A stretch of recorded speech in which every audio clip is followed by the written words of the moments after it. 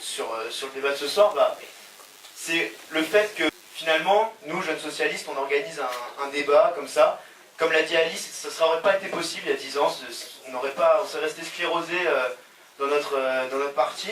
Et puis aussi, ce qui nous a plu, c'est que Almami, lui vraiment, enfin, il incite les jeunes à s'engager. Il nous dit que voilà, le seul moyen de faire changer les choses, enfin pas le seul, mais l'un des moyens les plus importants pour faire changer les choses, c'est la politique. Qu'il faut s'engager, que voilà, on a un outil formidable, c'est le droit de vote, et il faut l'utiliser. Et je pense que ça c'est très fort et que c'est très important qu'il y ait des associatifs, des gens dans les quartiers populaires, mais aussi pas que dans les quartiers populaires, qui disent aux jeunes qu'il faut aller voter et qu'il faut s'emparer des questions de politique. Alors après, on propose que pour que la politique s'intéresse aux jeunes, il faut d'abord que la politique, que les politiques arrêtent de voir la jeunesse à travers juste les questions de jeunesse. C'est-à-dire qu'il n'y a pas un prisme, on ne doit pas voir les questions de jeunesse à travers un prisme où on traiterait des questions que de jeunesse. Je suis désolé, les jeunes, c'est pas que les lycéens, c'est pas que les étudiants, il y a aussi des jeunes travailleurs, il y a aussi des jeunes qui se sont formés, il y a des jeunes, voilà, il y a pas que ça. Et donc, il y a des jeunes chômeurs aussi. Aujourd'hui, on parle des jeunes, mais j'aimerais qu'on relie beaucoup les générations entre elles, parce que la communication entre les générations, je pense que c'est l'une des pièces maîtresses aujourd'hui qui pourrait résoudre beaucoup de choses en France. J'ai retenu un exemple d'Almami tout à l'heure. Est-ce que c'est une réflexion aujourd'hui qui est saine? Est-ce qu'au contraire, vous ne pensez pas que la jeunesse est très intéressée à la politique et a un positionnement politique très fort? Et vous parliez tout à l'heure du taux d'abstention, qui est très très fort. Mais est-ce que le taux d'abstention n'est pas aussi un signe politique?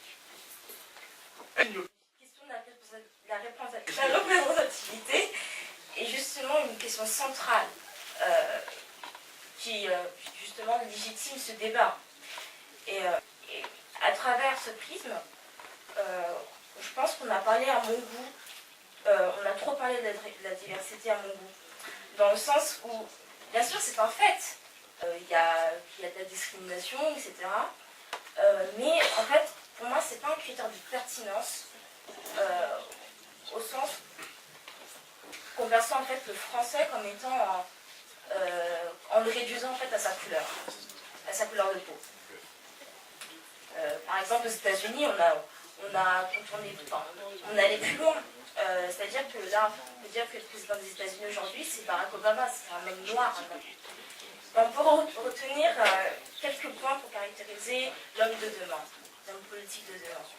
C'est-à-dire qu'il serait attentif à tous les interlocuteurs, qu'ils soient issus des partis ou des associations. Ils prennent en compte aussi la question civique, notamment dans l'éducation, qui est un élément fondamental du civisme et de la vie en communauté et du vivre ensemble.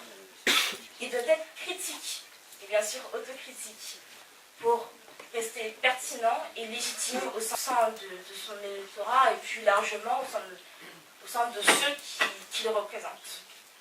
Enfin, il doit se former tout au long de la vie. Pour moi, la politique de demain, par rapport aux obligations, je dirais tout simplement à prendre en considération toutes les couches sociales et je dirais toute la diversité avec un D majuscule qui œuvre sur le sol de son territoire national. Voilà, c'est-à-dire qu'un homme qui ne se permettra pas de jouer des différences des uns et des autres pour en faire un cocktail Molotov. Sur l'abstention, oui, bien sûr, c'est un signal politique. D'ailleurs, je pense que tous les deux, dans nos propos, on l'a dit, on ne peut pas se contenter des taux d'abstention dans lesquels on est. Et j'ajoute même à ça, c'est-à-dire même dans ceux qui participent, et je l'ai dit tout à l'heure en introduction, là je parle beaucoup, l'autocritique elle est à gauche, je l'ai dit alors, on ne peut pas se contenter, nous socialistes, de gens qui votent par dépit pour les socialistes. Et ça c'est une vraie réflexion, parce que de temps en temps on a tendance à se targuer en disant mais finalement on a fait de bons scores dans certains quartiers, dans certains territoires, même si on a perdu, en disant mais finalement au moins on a entre guillemets notre électorat, sauf que dans une grosse partie de ces personnes-là, et les dernières élections l'ont prouvé, les gens ont surtout voté contre Nicolas Sarkozy, contre quelqu'un, plutôt que par adhésion pour la gauche et plus particulièrement pour les socialistes, c'est ça? Pas juste déplacer, voter. C'est peut-être pas tout simplement les problématiques qui sont abordées qui ne sont pas les bonnes, le discours politique qui n'est pas le bon, etc., etc.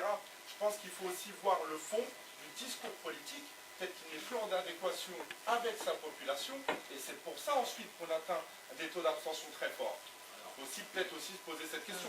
Voilà, donc je suis tellement d'accord avec toi qu'effectivement, je pense que c'est un vrai travail. Comment dire plus que ça, qu'aujourd'hui être responsable et effectivement le dénoncer, pas que chez nous. Mais donc voilà, donc ça c'est sur l'abstention. Il y avait tout à l'heure une question, oui, sur l'engagement associatif. Moi, je suis avant tout aussi engagé sur le plan associatif, donc il n'y a pas d'un côté les engagés associatifs et d'un côté les politiques, en tout cas ce soir. Et je crois que c'est vrai, oui, c'est dans le fond, la question avait été posée, est-ce qu'il ne faut pas inclure les associations, bien sûr. Et là, pour finir, qu'est-ce que c'est qu'un homme politique? C'est une question extrêmement complexe. L'homme politique idéal, excusez-moi. Donc, ouais. Alors, elle est encore plus complexe la question de l'homme idéal parce que elle est aussi liée. Tout à l'heure, j'entendais, c'est pas pour faire du clivage, mais pourquoi je dis que c'est une vraie question? Parce que quand on dit l'homme politique idéal de demain, il devrait tenir compte de toutes les couches sociales. C'est compliqué, je ne veux pas faire de faux clivage, mais c'est quand même extrêmement compliqué. Nicolas Sarkozy, les couches sociales qu'il respecte et à qui il parle, c'est le MEDEF. C'est les gens riches. Je ne fais pas de clivage, je ne fais pas de caricature. Voilà, c'est un choix qu'il a fait. Je combats ces idées-là, je ne suis pas d'accord. J'imagine qu'un certain nombre d'entre vous ne sont pas d'accord avec ça, mais on ne peut pas considérer qu'aujourd'hui il faille... moi je pense que c'est compliqué de... les exigences du MEDEF et du patronat et du capitalisme, allez, je vais faire plus à gauche que moi tu meurs, mais de remplir ces exigences-là et à côté de remplir des exigences qui consistent à tenir compte des inégalités, qui consistent à tenir compte du fait qu'aujourd'hui il faut donner plus à ceux qui en ont le moins. Donc voilà, je pense que c'est des théories qui sont diamétralement, en tout cas des concepts qui sont diamétralement opposés. Donc l'homme politique de demain ou l'idéal, moi je pense que c'est un homme politique qui a avant tout l'éthique. Parce que ça, l'éthique, c'est pas une histoire de droite-gauche. Là, on le voit avec Adam entendu, mais on l'entend suffisamment. Et on voit, des fois, il y a des exemples qui font que, effectivement, on rabaisse la fonction politique. Et Almami l'a dit tout à l'heure, et moi je suis assez d'accord avec ça. La politique, c'est pas, enfin, faire de la politique, c'est pas un métier. Enfin, c'est pas censé être un métier. Encore une fois, le problème, c'est que, y compris à gauche, des fois, ça devient un métier. Oui, c'est vrai, je pense que ça devrait pas l'être. Et puis de temps en temps, on est complètement déconnecté d'un certain nombre de réalités.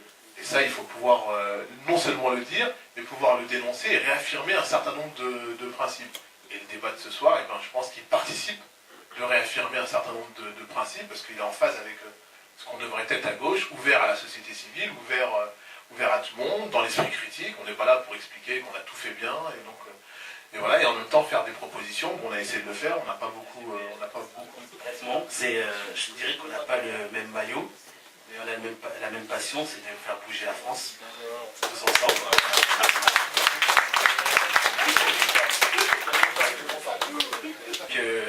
Je pense qu'en mêlant ce genre d'action, et au fur et à mesure, le PS changera.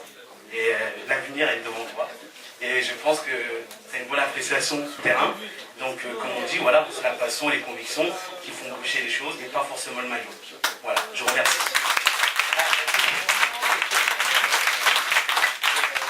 Et je tiens